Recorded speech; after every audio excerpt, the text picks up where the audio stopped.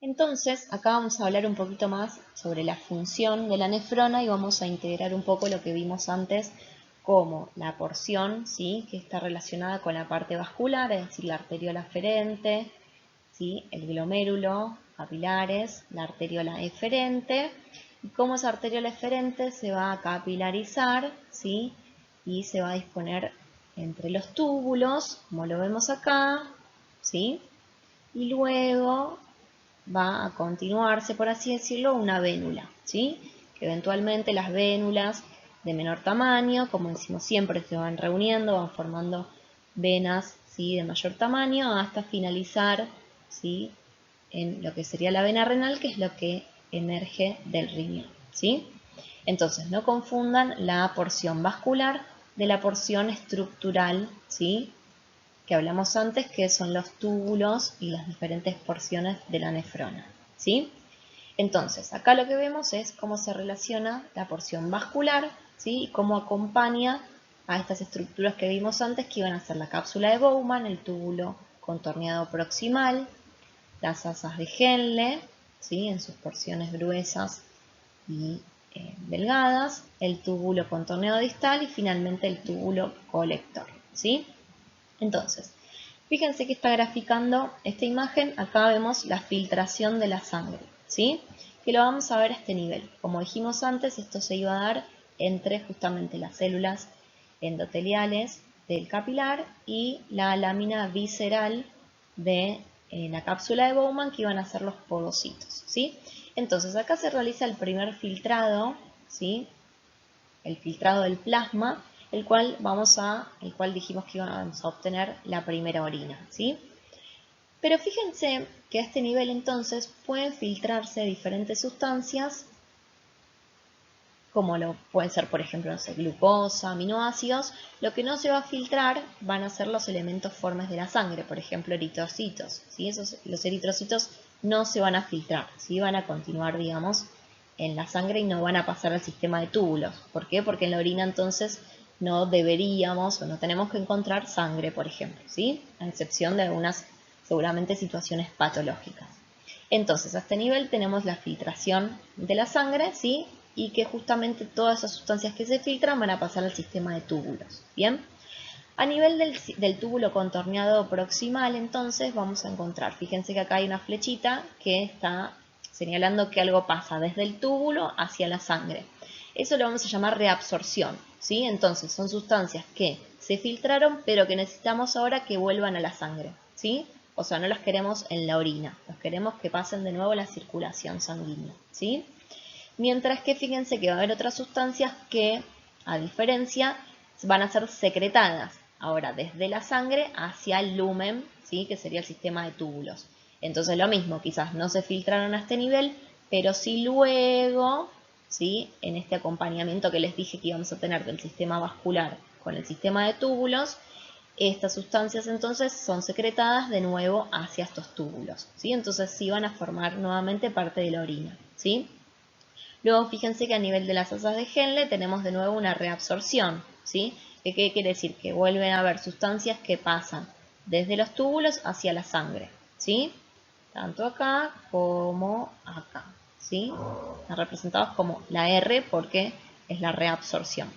Y luego fíjense que a nivel del túbulo distal, que vamos a ver cuál es su importancia en la regulación de la presión arterial, vamos a ver que de nuevo vamos a encontrar la reabsorción, es decir, el pasaje en este caso de alguna sustancia del túbulo hacia la sangre, y una secreción de la sangre hacia el túbulo, ¿sí? Y luego a nivel del túbulo colector encontramos lo mismo, ¿sí? Tanto sustancias que son reabsorbidas hacia la sangre como secretadas desde la sangre hacia el túbulo, ¿sí? Y luego finalmente fíjense que encontramos la excreción, ¿sí? ¿Qué quiere decir entonces? Que es la expulsión, por así decirlo, del sistema de túbulos, ¿sí?, hacia el medio externo, ¿sí? En este caso ya está hablando de niveles más inferiores, ¿sí? Acá dice la vejiga, es decir, la orina que es producida entonces en las nefronas, ¿sí? ¿Se acuerdan que yo les dije que iban a ser transportadas a través de los uréteres a la vejiga los va a almacenar esa orina y eventualmente a través de la uretra, ¿sí?, que es un conducto que conecta con el exterior, esa orina va a ser expulsada, ¿sí?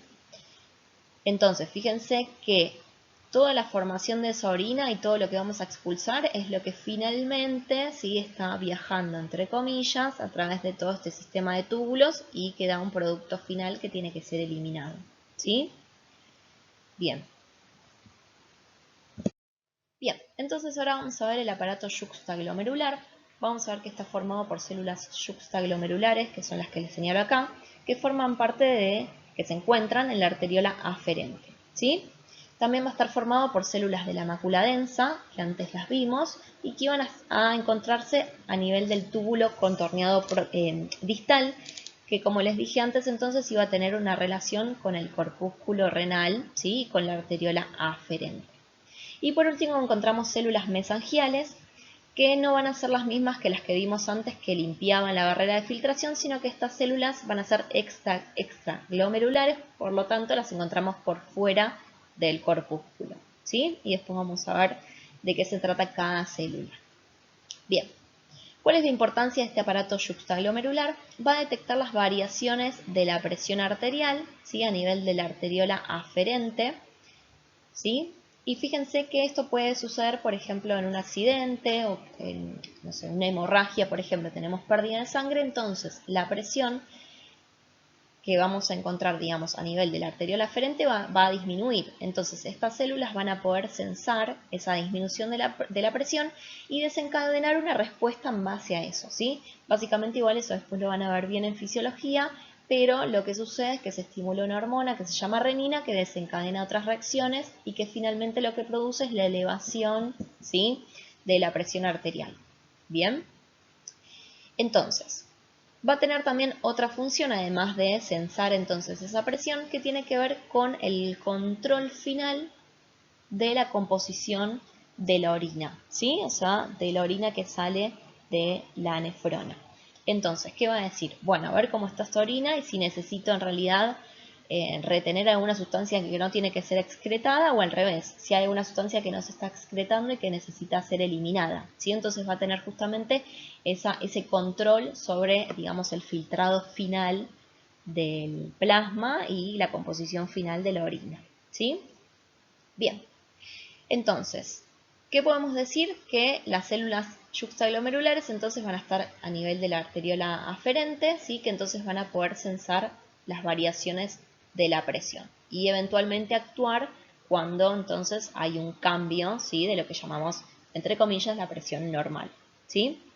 Entonces, fíjense que va a estar en contacto, como les dije antes, con estas células, ¿sí? Que forman parte del túbulo contorneado distal, porque esto tiene que ver ya con fisio, pero hay, digamos, ciertas reacciones de reabsorción o de secreción que pueden realizarse a este nivel, ¿sí?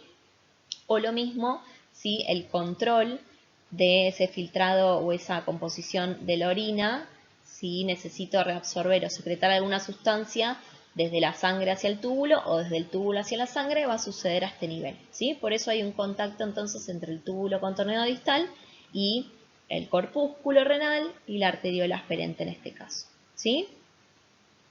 Bien. Luego hay algunas cositas que no dijimos que ya no tienen que ver con el aparato yuxtaglomerular, pero sí con las funciones o la función, ¿sí? Del riñón que no nombramos antes. Una va a ser la activación de la vitamina D, ¿sí? Digamos que esta vitamina en realidad va a sufrir como diferentes variaciones, ¿sí? O activaciones o modificaciones en otros órganos, pero finalmente cuando llega al riñón es cuando se va a activar, ¿sí? Bien. Otra función también tiene que ver con justamente esto que venimos hablando de la secreción o la reabsorción de sustancias, pero gracias a ello puede regular el balance electrolítico, ¿sí? Y la última función tiene que ver con la producción de eritropoyetina, que básicamente es una hormona que va a estimular la producción de los glóbulos rojos. Así que bueno, hasta acá llegamos con la clase de histología de riñón. Si queda alguna duda, por supuesto que lo vamos a terminar de ver en clase, ¿sí? Así que cualquier cosa igual vuelvan hacia atrás con el video, pongan pausa o lo que ustedes necesiten, pero acuérdense de ir anotando todas las dudas para retomarlo en la clase del lunes y desarrollar los temas que no quedaron muy claros.